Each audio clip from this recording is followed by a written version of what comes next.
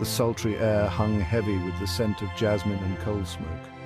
Street vendors hawked their wares, their voices a melodic counterpoint to the clatter of rickshaws on cobblestone streets.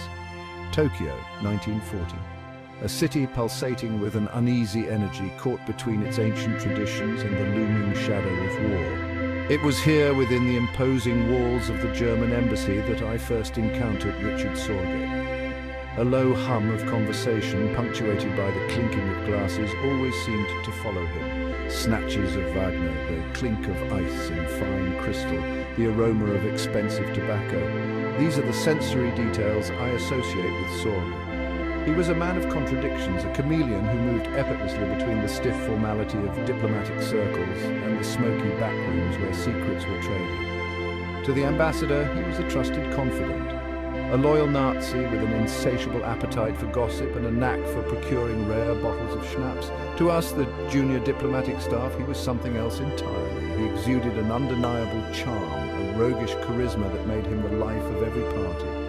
His laughter was infectious, his blue eyes twinkling with mischief. Yet beneath the surface, I sensed a steely resolve, a hidden depth that hinted at a more complex truth. Little did I know then that the man we knew as Richard Sorge was living a double life, one that would have profound consequences for the course of history. Sorge was a man of culture, fluent in German, Russian and Japanese. He could quote Goethe and discuss Japanese art with equal passion. He had an uncanny ability to blend in, to become whoever he needed to be. His cover was impeccable, a respected journalist for a prominent German newspaper. This gave him access to the highest echelons of both German and Japanese society.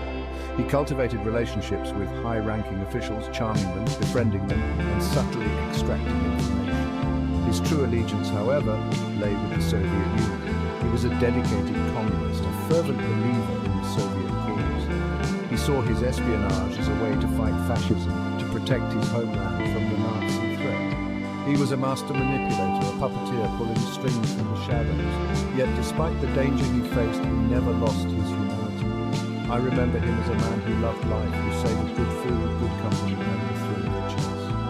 Looking back, I'm struck by the incredible burden he carried, the constant fear of exposure that must have haunted his every waking moment. Yet, he never let it show.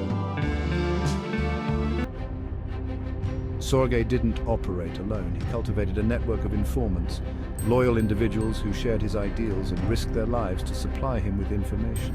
There was Ozaki Hotsumi, a Japanese journalist with close ties to the Prime Minister's office. Ozaki, a quiet, unassuming man, was a fervent pacifist who abhorred the militarism that was engulfing his country. He saw in Sorge a kindred spirit, a man who shared his desire for peace. Then there was Max Clausen, the radio operator, a gruff, chain-smoking German with a heart of gold. Clausen, a former sailor, had been a communist since his youth. He had escaped Germany after the rise of Hitler and found refuge in the Soviet Union. He was a technical genius, a wizard with electronics who kept Sorge connected to Moscow. Together they formed a formidable team, their skills complementing each other perfectly. Their meetings were shrouded in secrecy, clandestine rendezvous in safe houses and darkened tea rooms. Coded messages were passed, identities obscured, every precaution taken to avoid detection. The tension was palpable, the air thick with paranoia, yet they persevered. Driven by a shared sense of purpose, their actions a testament to the power of human connection in the face of extraordinary adversity. The information Sorge's ring provided was invaluable. He was able to warn Moscow about the impending German invasion of the Soviet Union, a warning that Stalin tragically ignored. He provided detailed reports on Japanese military strategy, including the crucial intelligence that Japan, despite its pact with Germany, was not planning to attack the Soviet Union in the east. This intelligence proved decisive. It allowed Stalin to transfer vital troops from Siberia to the Western Front, bolstering the Soviet defenses at a critical juncture in the war. Moscow was saved thanks in no small part to the courage and ingenuity of Sorge and his network.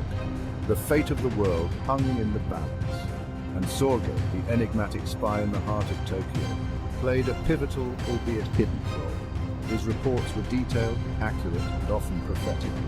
He painted a vivid picture of the machinations within the Japanese government, the power struggle, and secret He was a fly on the wall of history, witnessing firsthand the events that would shape the destiny of nations. His work was dangerous, demanding, and ultimately tragic.